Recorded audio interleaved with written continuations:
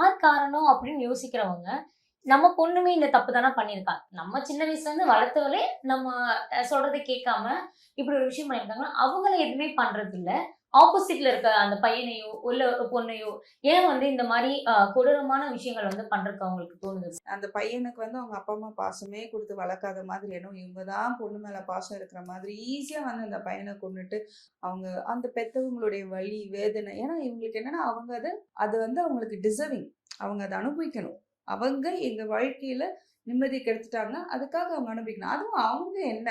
கீழ் ஜாதி. அதனால அவங்க கஷ்டப்படுறதுல இவங்களுக்கு பெரிய இது கிடையாது. இப்படி அவங்களுக்கு அதாவது என்ன விட நீ கீழயா? நீ கஷ்டப்படுறதுக்கு தகுதியானவ. நீ கஷ்டப்படணும். நீ அதுக்கு தான் லாய்க்கு. நீங்க அ நீங்க பண்ண தப்புக்கு உங்க பையன இழந்து நீங்க கஷ்டப்படணும். அதுக்கு தான் நீங்க இது. அப்படின்னு சொல்லிட்டு அவங்கள ஒரு பொருட்டாவே அவங்களும் ஒரு அப்பா, அம்மா அந்த குழந்தைய எப்படி வளர்த்துருப்பாங்க? அந்த பையன எப்படி வளர்த்துருப்பாங்க? எவ்ளோ கனவுகளோட அந்த பையன வளர்த்துருப்பாங்க? இது எதுவுமே யோசிக்காம ஜஸ்ட் பிகாஸ் அந்த பையன் அவங்க பொண்ண விரும்பினான் அப்படின்ற ஒரே காரணத்துக்காக அந்த பையன கம்ப்ளீட்டா இல்லாம பண்ணதுன்றதெல்லாம் யாராலயும் ஏத்துக்க முடியாத ஒரு விஷயம்.